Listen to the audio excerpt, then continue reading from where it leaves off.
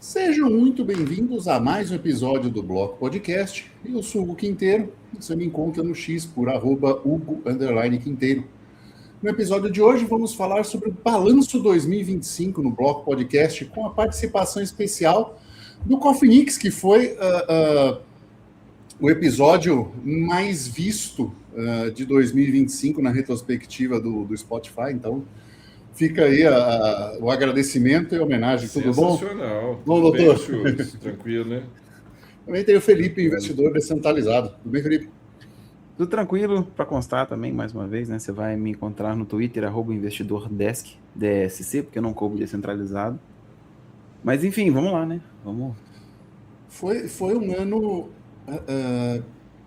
bastante conturbado em algumas coisas, né? Em termos macro de mundo, né? Um mundo com Trump de novo, né? Nós temos combustíveis nos Estados Unidos batendo recordes de valores baixos, né? Valores patamares do ano 2000.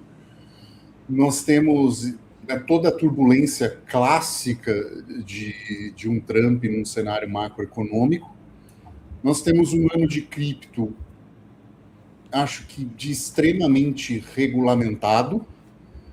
Um ano de Bitcoin que a gente avisou lá atrás na entrevista que, né, era possível de acontecer. E alguns imprevistos na rede de Monero, né, Phoenix? Acho que o primeiro ataque econômico da história foi algo que a gente falou lá e as repercussões disso estão na rede até hoje, né? Então, o que tem trazido na rede do Monero e especialmente sólido e concreto que está acontecendo depois desse ataque todo? Eu acho que é bom resumir primeiro para o pessoal entender como é que funciona o desenvolvimento do Monero. Ele não é uma turminha que só altera o que quer quando quer, né? Todas as propostas de alteração do Monero são colocadas como uma competição tecnológica, né? Hoje, ao todo, tem mais de 600 pessoas desenvolvedoras que colaboram direta e indiretamente no Monero. Então, o que acontece, né? Propõe-se uma tecnologia, são abertas discussões em fóruns e as melhores tecnologias e os melhores códigos vencem a batalha.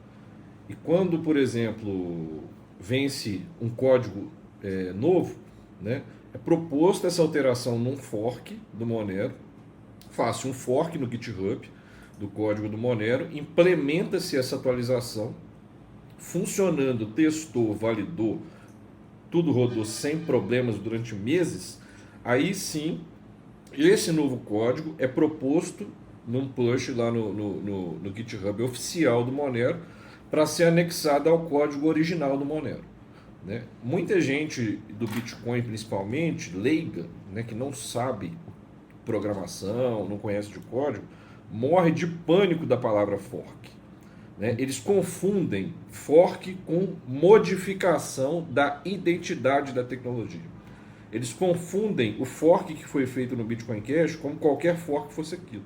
O fork é o padrão para você empurrar código usando a ferramenta de gerenciamento de código chamada Git, criada pelo Linus Torvalds. Então, qualquer modificação que você faça no código, você faz um fork do código, modifica, testa, homologa. Após isso, você submete essa alteração do seu fork para ele ser anexado à árvore master, à árvore principal, né? Então o fork ele não modifica a identidade, tanto que eles tentam até falar soft fork, hard fork, achando que sabe alguma coisa, tentando explicar essas diferenças que não são nada disso, né? Fork é o padrão, é como se desenvolve código, né? Então repito, você faz um fork do código original, modifica, testa, homologa, né? E a gente, inclusive, está num teste agora que é para remover o Ring CT e substituí-lo pelo FCMP++, né, o FCMP++ e o Carrot, né? O que é essa proposta? Hoje, o Ring CT ele anonimiza no máximo passando por 11 nodes aleatórios. Com essa alteração para o FCMP++, você eleva isso 11 elevado a 11, elevado a 11, elevado a 11, ou seja, você chega a 150 milhões de probabilidades de anonimização da origem de uma transação, né, do endereço original. Então isso vai tornar o Monero muito mais resiliente, porque a gente está vendo que, né, por mais que hoje o Monero seja Post-Quantum Resistance, né, o PQC, né, Post-Quantum Cryptography, ele ainda tem a probabilidade de ser quebrado, né, o Curve 25519, porque são só 11 nodes. Então, para um computador quântico, isso não seria tão difícil e não tão demorado, né? Poderia demorar 2, 3 anos aí para descobrir a chave privada desses 11 nodes e até achar a origem real.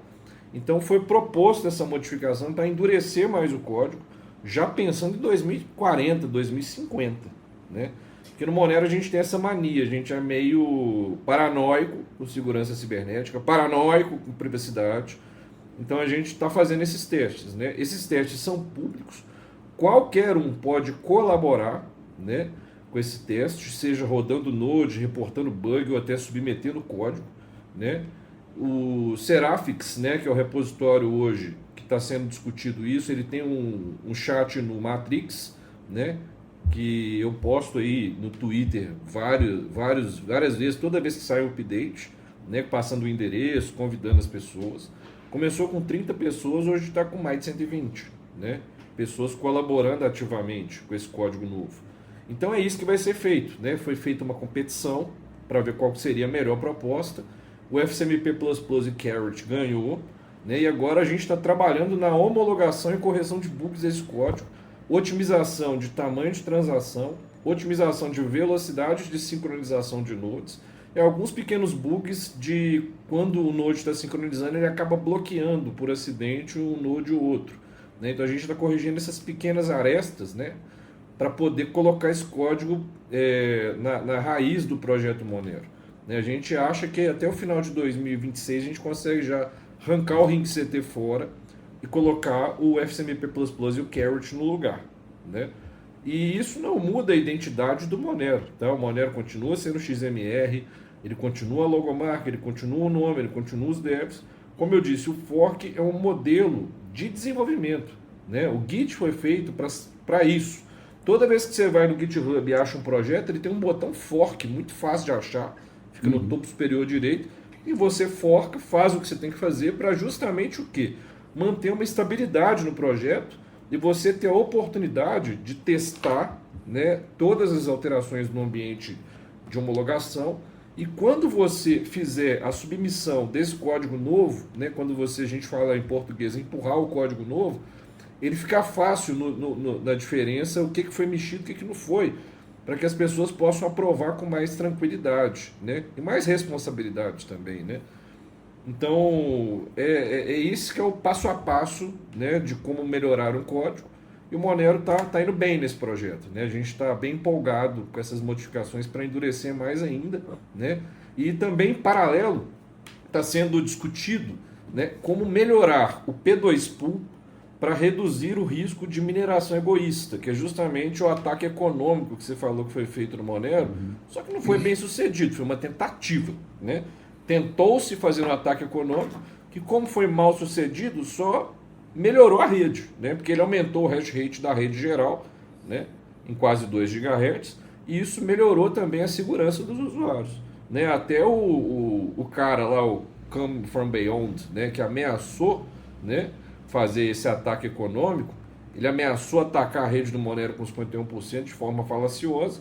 Isso nunca aconteceu, né? É bom lembrar as pessoas que nunca houve um ataque de 51%, né? E o Monero, assim como o Zcash, né, por mais que você tenha um hash rate de 80% da rede, você não consegue reverter transação, você não consegue desanonimizar transações, nem sequer ver o conteúdo. Então, esse ataque 51% que foi ameaçado, isso nunca ocorreria, né? E se fosse assim, o Zcash nesse exato momento está com 70% de ataque, né? Porque nós temos um pool único com mais de 70% da rede, né? Quando as pessoas falam do Monero, elas fazem food, né, notícias falsas, e falando, o Monero está sendo atacado, e o Zcash não está? Eu não entendo essa lógica, entendeu? Sim. O Zcash também deveria estar sendo olhado dessa forma, como sofrendo um ataque, O próprio Bitcoin tem pool com 30% até aí. Exatamente. O Monero teve pela primeira vez esse ano. Nunca teve o que o Bitcoin já tem há anos, né? Pools muito gordos dominando a rede, né? Esse é o resumo assim, aí do desenvolvimento do Monero desse ano. A lucratividade da mineração esse ano aumentou, né? Porque assim, o hash rate subiu, mas a valorização do Monero foi maior, ao contrário do Bitcoin, né? Que teve essa queda, de certa forma, eu creio que esperada. O Bitcoin hoje ele está num prejuízo de 6%, prejuízo de um ano para cá, e o Monero está com um lucro de 120%. Ele chegou a bater 179% quando ele bateu $468, né? Então, nós estamos vendo isso. Além disso, após essas notícias falsas do Monero de que ele estaria sofrendo uma tentativa de ataque de 51%, ele caiu de $332 para 232, né? $100 de queda. Só que ele recuperou. E ele agora, na baixa, está $402, agora, nesse exato momento que eu estou vendo aqui o preço. Né? Então ele subiu depois desse ataque mais de $70, né? Chegou a bater, igual eu falei, 468. Então ele chegou a subir quase $140 do preço desde o início das notícias falsas. E o Bitcoin estava nessa época, quando o Monero estava $232 na baixa do ano, o Bitcoin estava 125 mil dólares. E o Bitcoin agora está com 92,1. Então eu estou vendo o seguinte, o Monero de uns 2 anos para cá, ele tem uma vida própria, né? O preço do Monero e do Bitcoin não tem relação mais nenhuma. Tinha uma pequena relação, ou seja, o Bitcoin subiu, o Monero subiu, o Bitcoin caiu, o Monero caiu, até 2023. De 2024 para cá isso não acontece. Eu não consigo observar isso. Quando você cruza os gráficos, né, você vê que os preços são contrários. Quando o Bitcoin sobe, o Monero cai. Quando o Bitcoin desce, o Monero sobe. E além disso, quando você vai ver o ROI, ou seja, o retorno de investimento a nível de trade, o Monero é campeão desde a sua existência. O Monero tem dado muito mais retorno de investimento do que o Bitcoin desde 2015. Né? É um gráfico que as pessoas também não veem porque não faz trade. Né? As pessoas compram, entesouram, né? Como diz muito bem, explica muito bem o nosso amigo Léo do Rascunho Econômico, né? As pessoas fazem o entesouramento do Bitcoin, ou seja, elas compram, guardam e querem vender na alta numa janela única, né? Sei lá, daqui a 20, 30 anos, quantos anos que eles querem fazer isso, né? Isso chama-se economicamente entesouramento, né? Quem faz a estratégia de trade, né, seja DCA, seja trade manual sem ser DCA, né, tá vendo um retorno muito melhor no Monero, porque o gráfico do Monero ele oscila muito rápido. O Monero, por exemplo, a semana passada ele estava $360. Ele já subiu $60 da unidade original. O Monero de ontem para hoje subiu 7% em 24 horas. Isso dá 6 meses de CDB, a 102% do CDI convencional. Entendeu? Então, em vez de você comprar e guardar 6 meses em CDI, você compra Monero. Se você compra Monero ontem, você já ganhou 6 meses de CDB. Entendeu? Mesmo no tesouramento. Nós nem estamos falando de trade, entendeu? Então é isso que eu observo. É engraçado preço, que não falam muito, né? Assim, as pessoas que falam de trading não falam muito do trade no Monero, né? As pessoas falam de trade quando o Bitcoin cai de preço. Enquanto o Bitcoin está subindo, numa linha, né, reta, as pessoas só falam compre e guarde porque você vai ser uma nova nobreza. Quando o Bitcoin começa a derreter e corrigir, que é o processo normal de qualquer moeda digital, né, a gente vem observando isso há mais de 10 anos, eles falam, não, mas veja bem, cair é normal, caiu eu encho caixa, está na promoção. Outros mais sensatos falam, né, façam DCA, façam trade, né, subiu vende, caiu compra, não tem um amor, né? Mas ainda tem uma turminha pequena, mas barulhenta no Twitter principalmente, que fala que você tem que comprar e guardar para você ser uma nova nobreza, né? Se você tiver 0,01 Bitcoin, você vai comprar uma cidade inteira, você vai comprar um exército maior que o de Alexandria, você vai fazer viagem espacial para o buraco de minhoca, você vai comprar um terreno na Lua. A gente vê muito esses papos, né, religiosos, né? A gente até brinca que é a igreja do Bitcoin, né? Porque é cada papo, bicho, que eu fico horrorizado. Em termos de código, Bitcoin, houve alguma mudança que você esteja sabendo mais substancial em termos de mudança de criptografia ou Nada avanço de disso. conversa em computação quântica, nada? Nada. O que houve foi um BIP que teve esse ano, propondo nada de mudança de código, tá? Propondo congelamento da base de dados de moedas antigas que estavam vulneráveis à falha do Double Nonce, Double R, né? Então eles estão tentando congelar, né, cerca de 25 milhões de unidades de Bitcoin. 25 milhões não, 2,5 milhões de unidades, né? Então, foi uma proposta de sequestro de dinheiro, né? Porque eles falam que essas carteiras nessa época eram muito perigosas, foram geradas de forma errada. Então, vamos congelar por segurança para ninguém atacar isso com o computador quântico e zerar o preço da moeda, né? O que eu vi de mais relevante foi o Nick Szabo, né, saindo das catatumbas, porque ele estava ocioso do Twitter desde 2019, quase 6 anos sem postar nada, entrando na guerra dos nodes, né? O que é a guerra dos nodes, para quem não sabe? O Bitcoin está indo para um caminho que não é desejável, Bitcoin Core, né? Ele está indo por um caminho de transformar a blockchain do Bitcoin numa base de dados como se fosse um Google Drive. Eles querem aumentar um campo de armazenamento aleatório não financeiro chamado OP Return, né, de tamanho. E eles já começaram a fazer essa modificação no Core V30, né? Até alguns analistas estão observando o seguinte: desde que os grandes pools adotaram o Bitcoin Core V30, o preço começou a despencar. O preço caiu de 125 mil dólares para 81 mil dólares em 2 meses. Entendeu? Isso é uma queda muito drástica, né? E nós estamos vendo uma guerra filosófica e de código, ao qual os dois atores principais são o Luke Dash, né, que criou um fork de Node chamado Bitcoin Knots, né? E o Nick Szabo está ao lado dele, né? Eu, inclusive, estou do lado dessa turma, né? Por quê? Porque em conversas que eu tive com o Nick Szabo e com o Luke Dash, eles prometeram resolver os problemas do Bitcoin, né? Hoje nós já temos 9 desenvolvedores no Bitcoin Knots, né? O pessoal acha que o Luke Dash é um lobo solitário, né, e tudo mais. Não é, né? Tem muito desenvolvedor bom ajudando ele nessa empreitada. Ele já lançou 4 releases diferentes desde que ele criou esse projeto, né? E a proposta seria literalmente a demissão dos desenvolvedores do Bitcoin, do Bitcoin Core para a adoção do novo código que seria mantido pelo Bitcoin Knots, né? Então seria literalmente um expurgo dos desenvolvedores que a gente acusa, né? Eu principalmente acuso eles de terem sequestrado o código do Bitcoin para que ele fique engessado, para que ele fique obsoleto, né?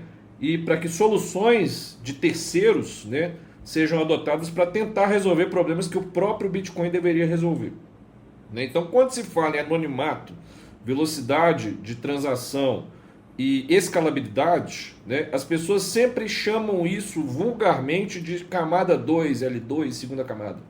Isso é um conceito muito errado, tá? Você não deveria resolver os problemas de uma tecnologia anexando gambiarras que usem o protocolo RPC dessa primeira tecnologia, né? Muitas pessoas chamam erroneamente o RPC de protocolo Bitcoin, né?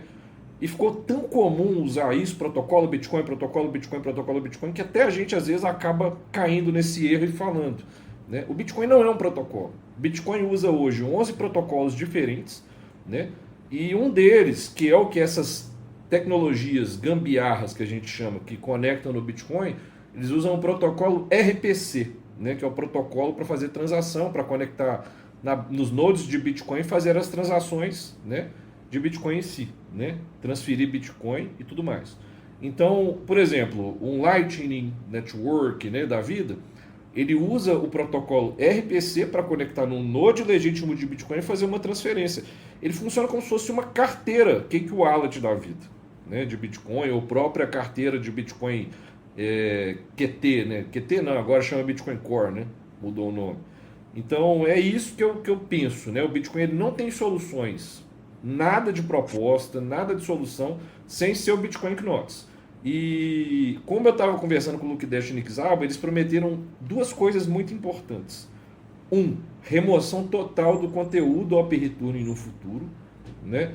E remoção da feature Op Return. Primeiro filtra-se, depois remove, né? Faz isso em etapas.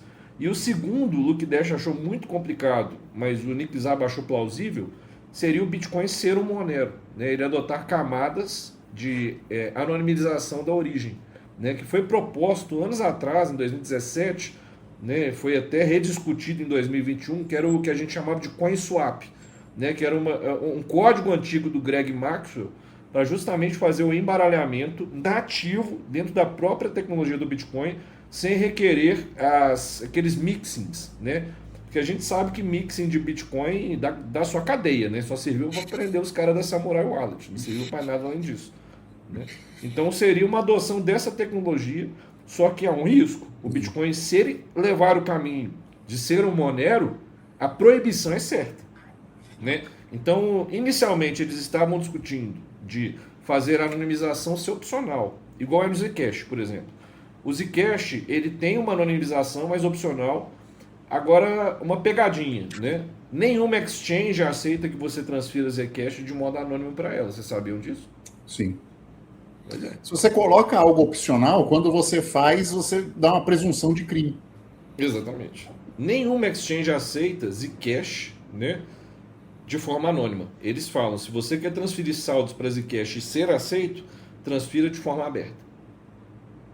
Isso Sim, a Globo não mostra. Isso a Globo não mostra. E se você deixa a privacidade como opção, faz essa presunção de ilegalidade. Sim. Porque toda vez que você vai transferir alguma coisa, imagina, vamos supor que Zcash, a tecnologia nesse sentido, tome conta. Se você for transferir uma casa, ou pagar uma casa em Zcash ou numa tecnologia opcional de privacidade, como é que o Estado vai querer que você faça? Ele vai querer que você faça de forma aberta. Sim. Para quê? Para cobrar imposto, para isso, para aquilo, para ver origem, para ver uma série de coisas. Então, eu acho que a gente entrou num problema conceitual que, e isso até a normativa que a gente discutiu em outro episódio, né, da Receita Federal, que fala em blockchains que dificultem a origem e o destino do dinheiro. Quer dizer, ela só precisa ofuscar, ela não precisa nem ser privada, né? A gente entrou num caminho sem volta do Estado regularizar as criptos de blockchain pública e criminalizar as de blockchain privada. E manter um híbrido nessa, do tipo assim, quer usar de forma privada? Usa aí para o seu dinheirinho do dia a dia, mas o grosso mesmo a gente vai obrigar que seja tudo de forma aberta. E eu acho que, eu creio que isso, olhando para trás, principalmente nesse ano, lembrando daquele vírus antigo, que era o Back Orifice, né?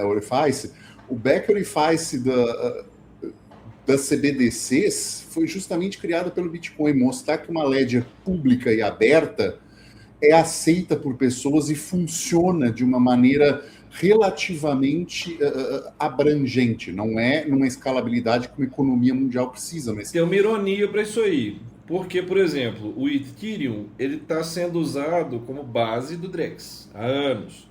Uhum. Você sabe qual foi o motivo para abortar a tokenização do Drex?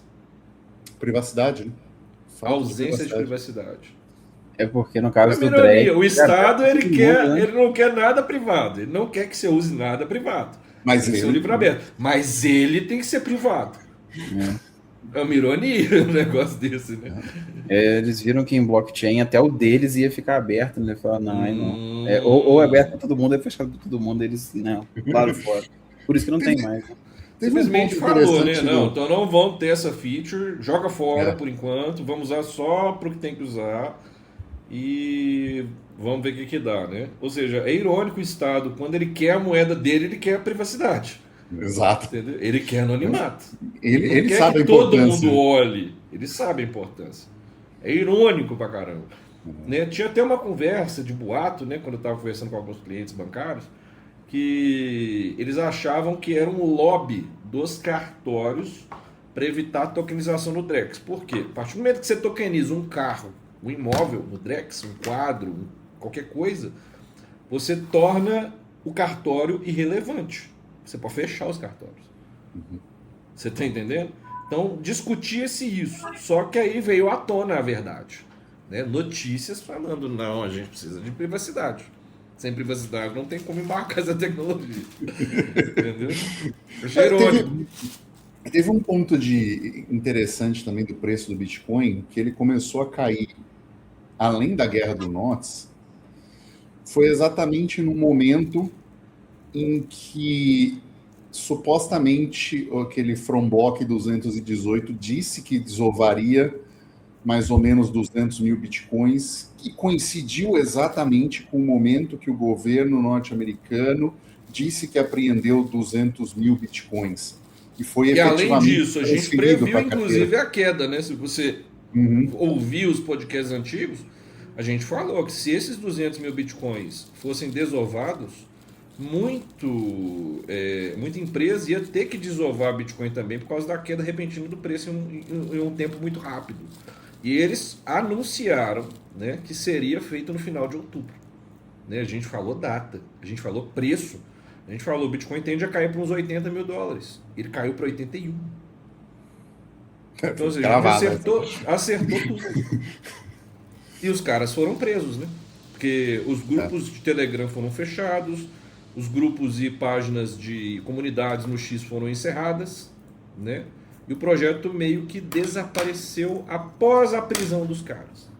Muita coincidência para o meu gosto. Entendeu? E detalhe, muita carteira sendo liquidada agora ainda, né, em 92, 93 mil dólares de 2011, 2012. São pouquíssimas transações, ou seja, transações suficientes para ter a chave privada revertida, né? Sim, teve uma carteira recente de 1000 que foi assim, bizarro. Ela tem algumas transações de poucos satoshis ao longo dos anos, poucos satoshis, tipo assim, 500 satoshis. E a carteira com ficou com 1000 bitcoins e 500 satoshis. E aí, de repente, em um momento inteiro, ela é transferida direto para venda. Não faz sentido. Eu deixei um código rodando 2 meses. O que ele fazia? Ele analisava as transações, fazia o cálculo, né, matemático e derivava a chave privada. 100% das carteiras, quando terminou, e no meio de novembro do mês passado, quando terminou a análise da blockchain toda, 100% das carteiras estavam zeradas, das carteiras vulneráveis. 100%, não tinha uma com Bitcoin, nenhuma. 100% zerada. Ou seja, foi feita uma limpa. E pelo que eu analisei dessas carteiras, eu fiz uma lista e coloquei para analisar as datas, elas foram transferidas entre maio e setembro. Né? Elas foram zeradas nessa janela desse ano. Entendeu? Foram movimentadas inicialmente para várias carteiras maiores, né? Foram juntando para carteiras novinhas, criadas em folha em maio, abril desse ano. Né? E essas várias carteiras gordas começaram a vender Bitcoin para exchange. Começaram a literalmente botar à venda. Entendeu? Então, ou seja, tudo que os caras realmente prometeram, cumpriram. E essas depois, que estão acontecendo depois, teve um padrão esquisito, porque por que você venderia direto 1000 bitcoins que você localizou agora 90 mil? Desculpa, ninguém holda 14 anos, tá? Você me desculpa, ninguém holda 14 anos e vende agora. Se você holdou 14 anos, você vai esperar ele bater 150 mil dólares, que é o previsto em 2027. Entendeu? Vende alguma coisa, né? Assim, vende alguma coisa, não tudo. O cara zero, porque se você vende muito de uma vez, você despenca o preço. Não é inteligente você fazer a venda de uma vez. Você tem que desovar, por exemplo, 100 bitcoins, espera subir de novo. Vende mais 100, espera subir de novo. É um movimento humano, né? Lógico, racional, né? Esse sem transferir nenhuma, né? Assim, você pega uma carteira antiga, achei o Bitcoin, peraí, deixa eu botar na minha carteira aqui. Como e outra, feito, por que, né, que não vendeu no topo? Por que está vendendo agora a 85, 82? Por que não vendeu a 130, 120, 110, entendeu? Só contextualizando para quem chegou agora, né, não viu as outras entrevistas, o Coffinix explicou muito bem nas outras entrevistas, e vale a pena ver detalhado, mas só lembrando que é o seguinte: carteiras geradas antigamente com baixa entropia, isso foi descoberto e avisado, elas são fáceis de atacar por brute force. Ninguém está falando de computação quântica, né? Ninguém está especulando que já haja uma colisão de hash, mas por brute force consegue derivar a chave privada e acessa, logicamente, os fundos. Então, há muitos bitcoins que foram perdidos e talvez a gente esteja numa situação que as pessoas estão prevendo que tem esses bitcoins perdidos, mas já há menos, né? Porque você mesmo fez a varredura e viu que todas as carteiras tinham sido drenadas e vendidas. E para quem é mais técnico que está ouvindo, é o seguinte: imagina que você tem no Linux e no Unix em geral, dois dispositivos, um chamado Random e o outro o Random, né? Por muitos anos, o Bitcoin Core confiou, né, e recomendou que fosse usado o dispositivo mais frágil que existe, que é o /dev/o Random, que é uma pseudo-aleatoriedade, né, que tinha uma aleatoriedade muito fraca, né? Então era facílimo de você pegar várias chaves públicas de transações e derivar a chave privada, porque era pouquíssimo aleatório. Com um cálculo matemático simples você derivava, né? Você fazia testes matemáticos com vários dessas chaves públicas e conseguia derivar a chave privada, né? Você fez duas chaves públicas derivadas com uma equação matemática, bateu, aquela é a chave privada, né? E coincidia e conferia, né? Então é esse o fator, né? Até o kernel Linux resolveu esse problema, o kernel do Android também, né? E o próprio Bitcoin Core soltou uma correção em 2014, né, que corrigia esse furo, que aí eles pararam de confiar, né, na geração aleatória e randômica do sistema operacional e começaram a usar frases aleatórias, né, que são embaralhadas e usando palavras diferentes para mitigar esse problema, né? O problema é: por que demoraram quase 4 anos para resolver esse problema? Entendeu? Essa é a minha dúvida, né? Se isso foi exposto em 2011, 2012 já tinha notícias falando de carteiras de Androids hackeadas com essa falha. O Bitcoin Core teve um delay de no mínimo 3 anos aí para resolver esse problema. Com carteiras sendo geradas, com tudo, com software funcionando teoricamente normal, né? A maioria não preocupa com ações. isso, por quê? Porque não tem carteira antiga. Eu tenho carteira antiquíssima, né? Tudo zerada hoje por segurança.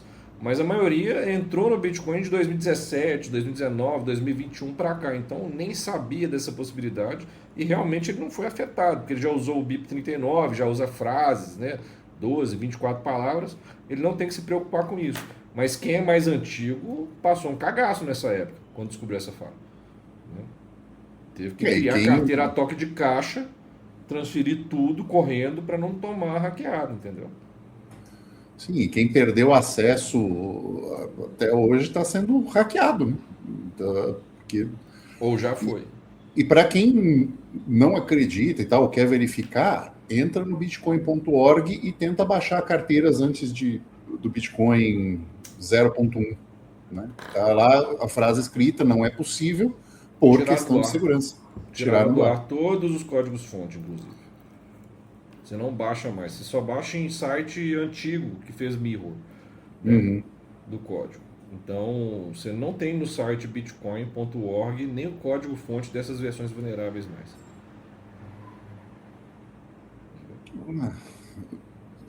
É aquela coisa da retrocompatibilidade estúpida, né?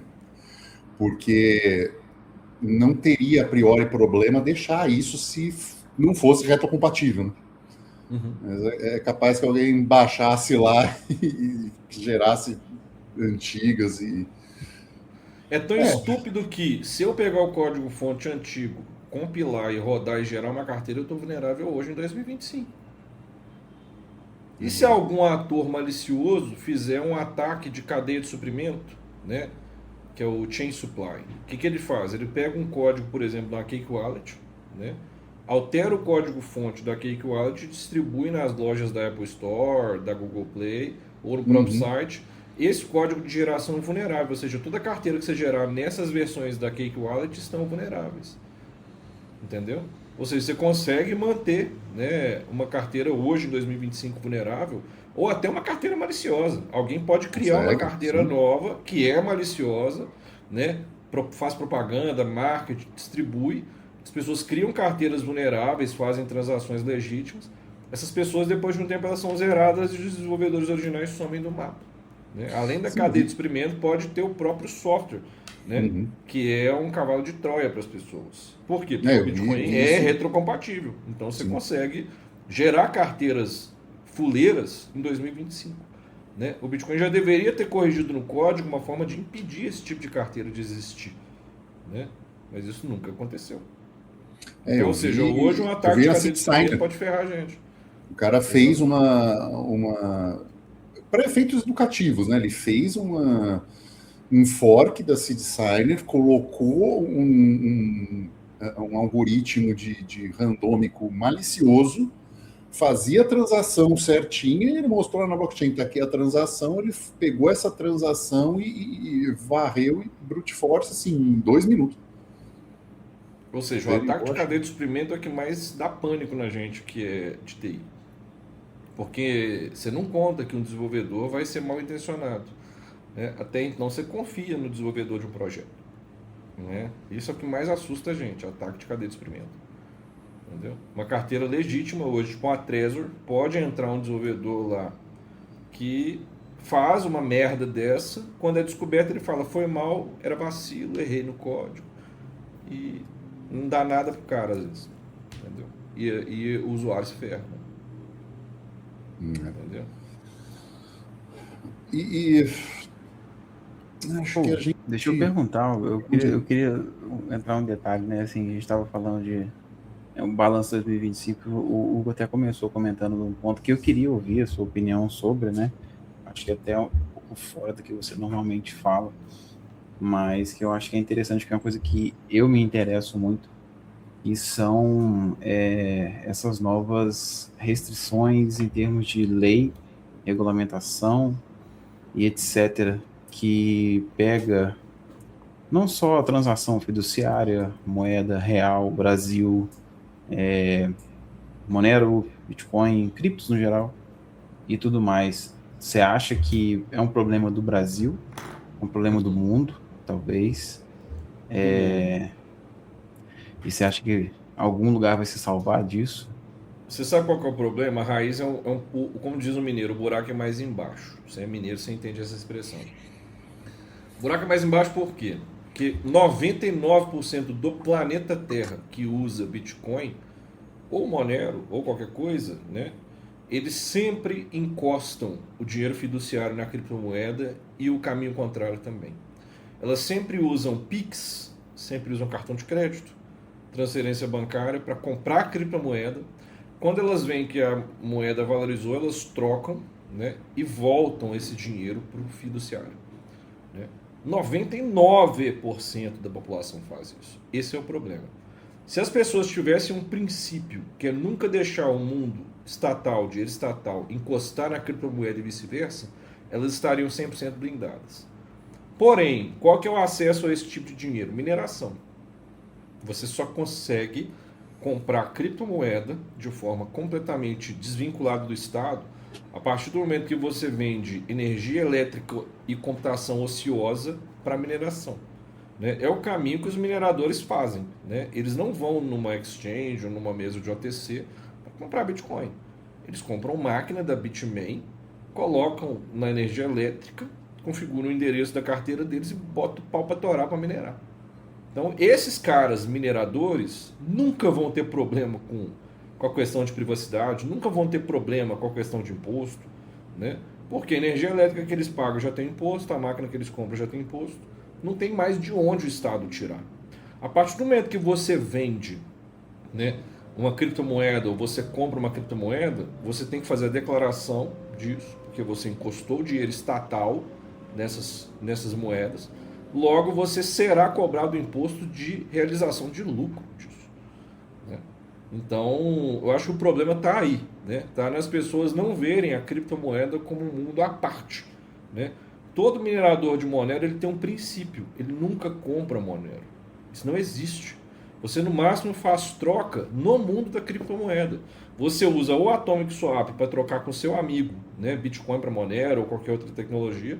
Ou você usa as swaps abertas, tipo da Cake Wallet, né, aquele botão swap, para trocar o SDC por Monero, ou o SDT por Monero. Que é o quê? 2 criptomoedas. Não tem nada a ver com dinheiro estatal. Então, a partir do momento que você já tem o SDT e você já tem o Monero, trocar de um para o outro não gera realização de lucro, não gera imposto se você não traz isso para a conta bancária convencional. Né? Se você não traz isso para o Banco Itaú, para um C6 Bank, para um Bradesco, isso não é realização de lucro. Você só está mexendo com criptoativo, você está trocando um ativo pelo outro. E o Estado não tem como encostar nesse universo. Né?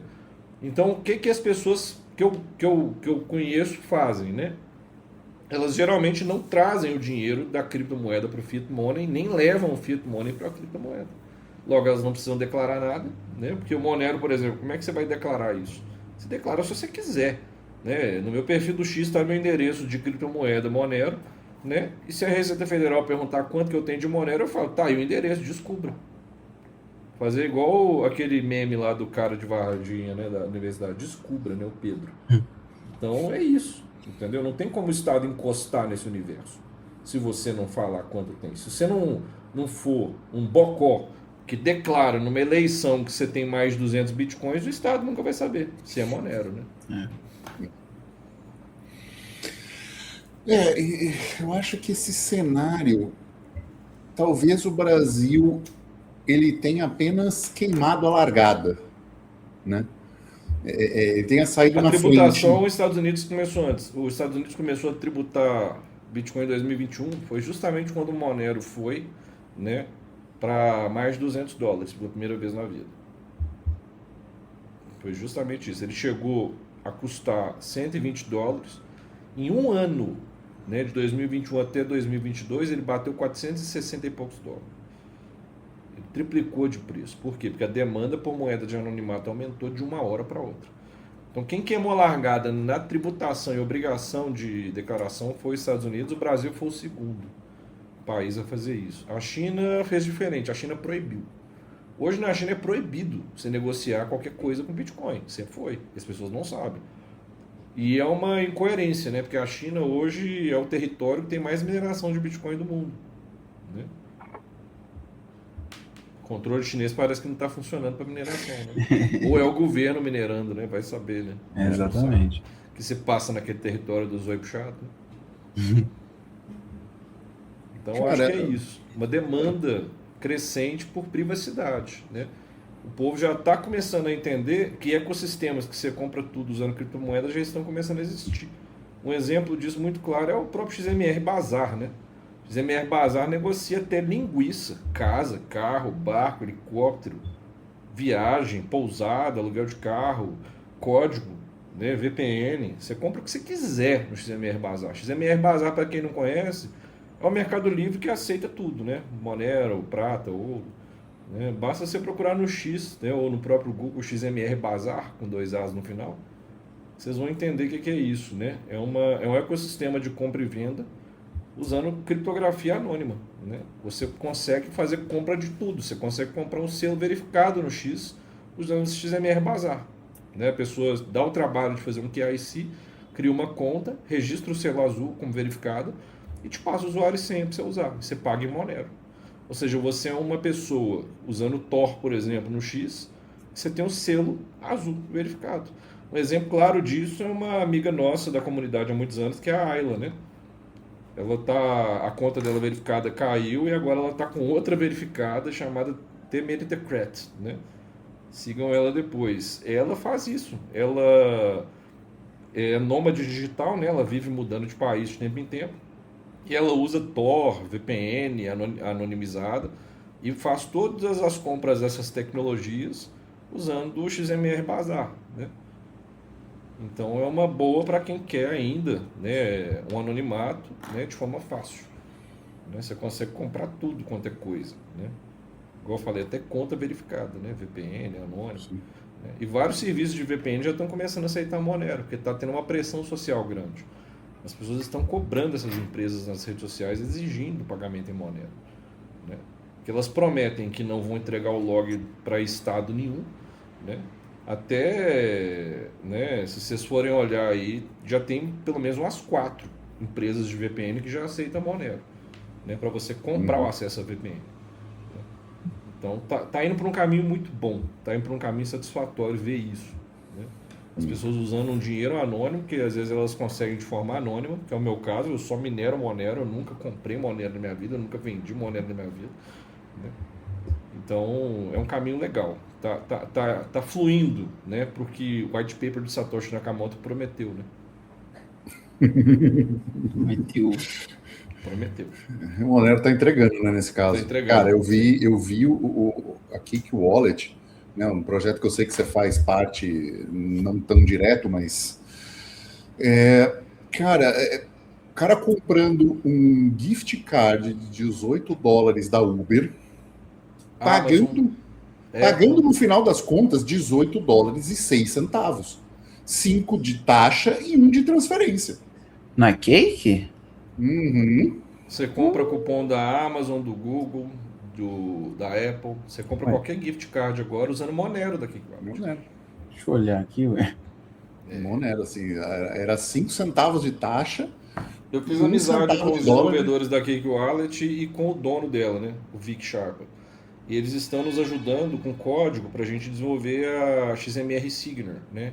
Que seria como se fosse uma Cake Wallet open source, né? Para armazenar Monero offline, né? Uma hard wallet fria, né? Que a gente chama. Cold wallet, né? Que seria uma wallet que você não tem acesso à internet. Ela só é uma chave privada. Eu já estou testando a Cake Wallet nesse Android aqui, né? Eu só ligo o Wi-Fi dele para atualizar o sistema operacional. Tirando isso, ele fica em modo avião, né? Então, eu uso para esse fim, né? É o que a gente recomenda. Pega um telefone velho, né? Instala a Cupcake, né? Que é um projeto da Cake Wallet disso, né? E boa. Aqui, ó, até atualizar aqui agora. E eu estou usando o Lineage nele, né? O Samsung oficial. Vou até atualizar aqui. Um detalhe, né? Assim, se você é mais maximalista de Bitcoin, cara, roda a Cake eu nunca vi compatibilidade melhor com o Node. Cara, você vai rodar na Blue Wallet, aí fica lá localizando e não acha, e demora para atualizar. Cara, tipo, você botou pro seu Node, ele vai, é aqui, beleza, pum! Toma aqui a rede sincronizada. Então, não é só para Monero, sabe? É lógico, você percebe que a empresa tem esse foco no Monero? Tem, mas ela ser uma carteira multimoedas vale muito a pena provar, experimentar.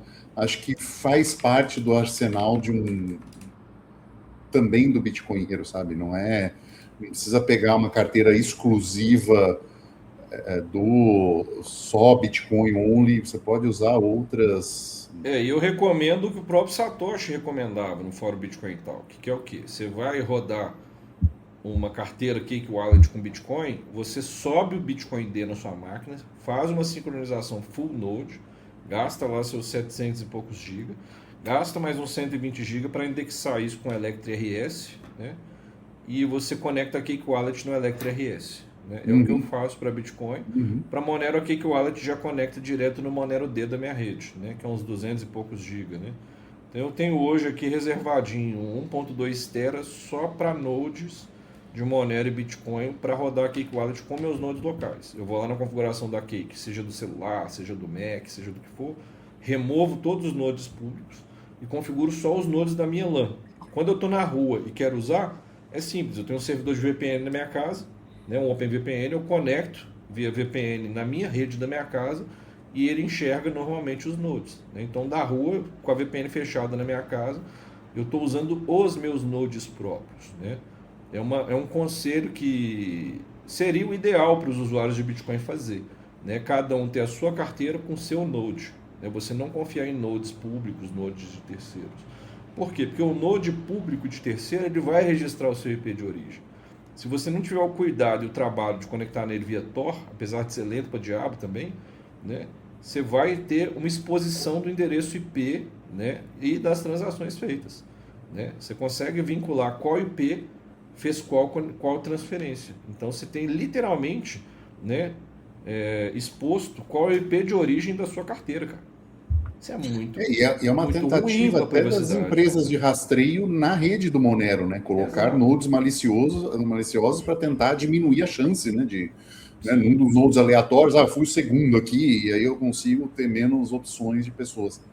Eu sou tão tarado que o que eu faço? Até meus nodes eles só entram e saem via rede Tor para conectar com outros nodes. Que, ou seja, um node que sincroniza com o meu node não vai ter uma IP de origem original, que é o que acontece se você não usa Tor. Né? Então eu tenho um processo do Tor aqui que eu configuro via Firewall, que toda conexão que vai sair para as portas de Bitcoin e exposição das portas de Bitcoin são feitas via node Tor. Né? É como se fosse publicar um site na rede Tor, né? Para ser acessível via Tor Browser. Você abre o seu Firewall somente para aquela origem. Você também só sai através daqueles nodes, entendeu? Fica um pouco mais lento, mas você garante o anonimato. Ou seja, é impossível que seja identificado, né, o meu endereço de origem, porque se além do próprio blockchain funcionar via Tor, né, via P2P, uma espécie de Tor, eu ainda estou forçando a saída e a entrada via Tor, né, que é o ideal. Se você quer realmente anonimato, você tem que seguir esse caminho. Não tem receita de bolo fácil, não tem um caminho fácil para quando você quer privacidade, porque a gente sabe, né, privacidade é luta.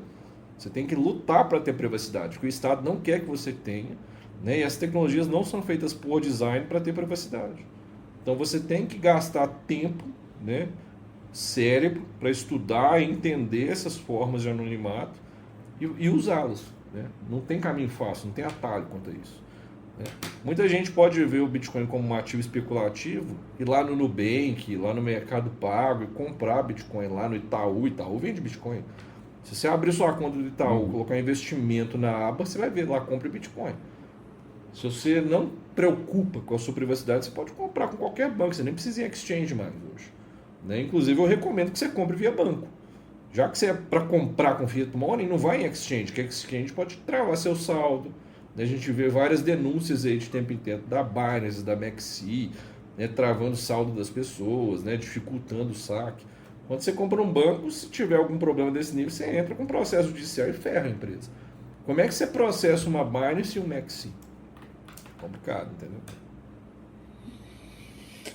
Bom, acho que é isso, né, Felipe? Estamos. O resumo do ano foi bem esperado, né? Técnico. Então, não, foi bem esperado no seguinte sentido, os preços, né? A gente esperava que houvesse uma correção do Bitcoin. Tá. Né? Eu só não esperava que fosse nessa velocidade. Essa correção do Bitcoin cair de 126 mil dólares por 81, isso nunca aconteceu na história. Né? Esse candle para baixo, vermelho, nunca aconteceu. Isso sempre demorou de 6 a 8 meses. O Bitcoin deu uma derretida violenta de 34% do preço do topo em 1 mês e meio. Isso nunca aconteceu, isso é novo. Mas a gente já discutia isso em outros podcasts também. Né? Que antigamente os tubarões eram as exchanges e os mineradores somente. Né? E as sardinhas eram o resto do povo.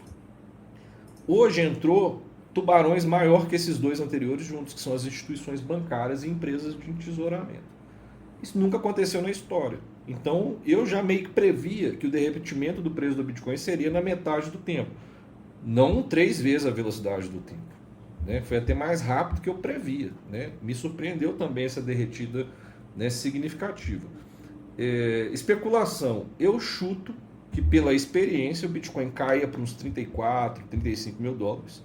O Andrew Tate, né, que é um cara que entende mais de dinheiro do que eu, falou que ele derrete para uns 26 mil dólares, 25 mil.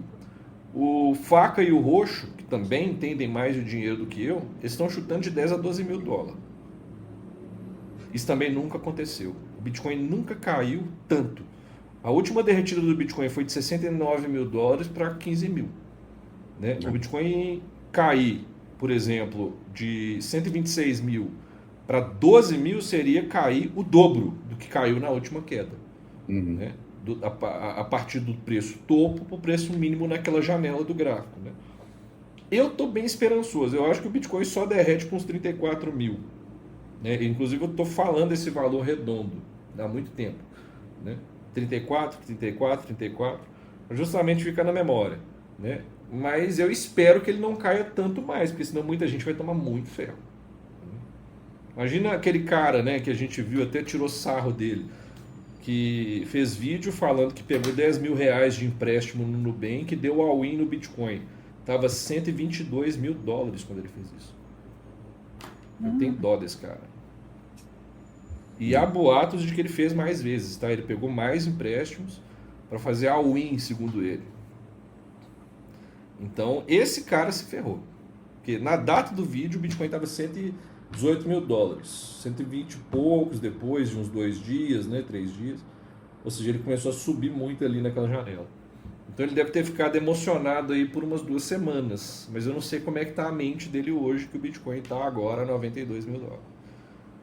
Torcer para o Bitcoin recuperar mais rápido do que ele tem que pagar de taxa de empréstimo, né? Porque a gente sabe, quando você pega R$10 mil de empréstimo, você tem que pagar 45 mil, né? Dependendo do tempo, né? Se ele pegou em 2 anos, ele vai pagar 45 mil fácil, 24 vezes. Porque os juros estão em média de 20% ao ano, né?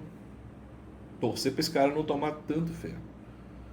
Teve um ponto engraçado também, né? Porque assim, as pessoas falam assim, não, mas é que é difícil para o Bitcoin, que tem um mercado de 2 trilhões, dobrar de preço, porque, cara, o ouro engoliu uns 4 Bitcoins esse ano. Não, vamos falar de hardware. Memória de GPU deu 399% de lucro em 4 meses. Quem é Bitcoin perde memória de GPU, meu amigo. Memória de placa de vídeo, a J-Micron. 399% de valorização a ação deles. Nvidia em 2 anos subiu de 1 trilhão para 5 trilhões de dólares de valor de mercado. Quem comprou em 2023 a ação da Nvidia está rindo de orelha a orelha. Não. Entendeu? Ou seja, até GPU e memória tá batendo Bitcoin, não é só o ouro não. Entendeu? O problema é que o povo não para pensar o seguinte: qual a demanda do Bitcoin? 0. Só especulativo. Qual é a demanda de GPU hoje? A gente sabe qual que é até 2028 garantida. E a memória, mesma coisa, né? Tanto que essa empresa parou de vender memória para consumidor comum. Vocês ficaram sabendo? A Micron? Parou. A Micron parou. Anunciou que parou completamente a vender SSD, NVMe e memórias para consumidor final. Vão focar o mercado delas toda para IA. Ué, valorização de 400% em 4 meses, até eu não só isso, né? Isso. Não só isso, né? Mas assim, você não tem as burocracias do varejo, né? Você não tem garantia do varejo. Você não tem as merdas do consumidor te difamando. Você não tem marketing. Você tem um consumidor ali certo. Só fala, só vem, só manda, o dinheiro tá na mão. Entendeu? Até eu, como acionista dessa empresa, pararia de vender para o consumidor final. Sou burro, não. Entendeu? Acha que isso continua para o ano que vem? Continua até 2020. Eu acho que continua derretendo o Bitcoin. Que é o ciclo, né, que a gente espera, né? O Bitcoin ele fica derretendo 2, 3 anos, dá uma subidinha de 1 ano e meio, depois fica derretendo 2, 3 anos, entendeu? E memórias e componentes não estoura essa bolha ano que vem? Não, eu acho que fica essa bolha até 2027, 2028 com certeza. Porque a inteligência artificial está evoluindo muito rápido. Tá. Né? A Nvidia, inclusive, ela está entrando num ramo que ninguém esperava, ela está entrando no ramo de concorrência direta com a Cisco. A Cisco é o maior fornecedor de tecnologia de rede da história. Né? Até o protocolo IPv6 foi criado pela Cisco, né? Por uma demanda própria. Eles queriam usar pacotes com mais informação, maior número de endereços, usando um cabeçalho, um header menor. Por isso foi criado o IPv6, né? Que todo mundo usa sabendo que está usando ou não. Né? E ela começou a fabricar agora switches de altíssima velocidade, né, ao qual um switch comporta de throughput a carga de toda a internet no topo. Então, ou seja, ela está entrando no ramo de tecnologias diversas, não só chip de GPU. É isso que o pessoal não está entendendo, porque a Nvidia tende a subir para uns 8 a 10 trilhões de dólares fácil. Ela está construindo estrutura também. Ela está construindo estrutura, tecnologia e está inovando em coisas que a concorrência nunca fez. E ela está entrando em mercados que são redundantes. Né? A GPU precisa de rede, né? Precisa de memória, precisa de armazenamento, você precisa... Daqui a pouco a Nvidia está lançando para o mundo convencional os servidores que elas só fabricam para os ricos hoje, que é as caixinhas box da Nvidia de $500 mil, $1 milhão a caixa. Né? Daqui a pouco você está com uma caixinha na sua casa, na sua mesa, para rodar IA local. Entendeu? Já tem alguns playboys fazendo isso. Playboy por quê? Porque custa $50 mil mais barato. Né? É muito caro você ter um brinquedo desse na sua mesa. Mas daqui a pouco ela baixa aí para $4, $5 mil, você está acessível. Você é brasileiro aí, com $40 mil, você compra uma caixa dessa. É mais barato que você comprar uma placa de vídeo. Você já compra a caixa da NVIDIA, espeta um cabo de rede e deixa arder. Entendeu? Então a NVIDIA está indo para um caminho de inovação que não era esperado. Né? Eu esperava que ela só ficasse no ramo dela, GPU, GPU, GPU. Ela já está reduzindo o fornecimento, tanto que as placas de vídeo estão subindo de forma assustadora. Eu comprei uma RTX 5080, né, na Black Friday por uns 7 e poucos mil reais. Hoje já está 12 mil a mesma placa, um mês depois. Né? Memória, se você vê o preço, gráfico de preço de memória DDR4 e DDR5, você fica horrorizado. Né? Dobrou de preço nos últimos 6 meses. Então, o mundo está partindo de novo para uma escassez de chip sem pandemia, sem fábrica parar de produzir. Por quê? Porque o aumento de demanda, né? As empresas de IA estão consumindo tudo que existe disponível de memória, de chip, de tudo, entendeu? Então, a gente tende a ver um preço mais salgado de tecnologia. Né? Eu até aviso, quem tem que trocar de computador, troca agora, porque a tendência é subir de preço. Porque você não vai ter fábrica sendo construída em tempo recorde, né, para isso. Até a Texas Instruments, eu prevejo que ela vai continuar subindo o preço das ações dela. Subiu bastante de janeiro para cá, por quê? Em fevereiro ela anunciou a construção de 5 fábricas novas. Né? Texas Instruments é o fabricante de tudo que todo computador precisa. Carro, qualquer geladeira, capacitor, resistor, transistor, né? Varistor, tudo que é componente micro, que a microeletrônica usa, a Texas Instruments é líder de mercado nisso. Né? E ela anunciou que já está abrindo 5 fábricas novas para suprir a demanda. Então, ou seja, a gente tende a ver, né, num curto prazo de 2, 3 anos, o aumento significativo de preço de componente e insumo de computação. Então, quem está com notebook aí de 4, 5 anos, passa o cartão em 12 vezes e compra um novinho hoje. Aproveita agora a oferta de Natal. Quem tem uma placa de vídeo velha que não troca há 4, 5 anos, passe o cartão de crédito e divide em 12 vezes se for possível, se não for possível à vista, e já compra também a placa de vídeo nova. Faça um upgrade de celular, de hardware. Né? O iPhone no último agora já subiu $100 o preço. $100, uma unidade. Né? Então é isso que eu prevejo aí, um preço de insumo de computação subindo para todo mundo. Fora a robótica, né? Sem contar a robótica que vai destravar aí depois de 2030, né? Quando as pessoas começarem a viver igual os Jetsons como empregada doméstica robótica, você vai ver que não. Cara, e tem demanda, viu? Tem. A hora que nego vender por, sei lá, 30, 40 mil dólares um robô que faz obra, esquece. Acabou mexicano nos Estados Unidos. Mas é mesmo. É o que vai resolver o problema da, entre aspas, imigração na Europa, né? Também acho. Cofinix, agradecer muito. Obrigado pelas perspectivas. Tamo junto. Parabéns, né? Parabéns esse ano. Parabéns a vocês, velho. Vocês fazem esse trabalho incrível aí, que todo mundo é fã. Né? Obrigado. Tamo junto. E satisfação de sempre falar com os senhores. Viu? Gosto muito. Igualmente. Lembre-se, quando tiver qualquer coisa bombástica, pode falar que a gente abre aqui, a gente deixa, traz assim que possível. Tá bom? E é isso, gente. Senhores. Boa tarde. Agradeço também a todo mundo que está ouvindo aí. Né? Independente do tempo que esteja ouvindo, espero que seja construtivo. Espero que ajude a pensar e formar opinião.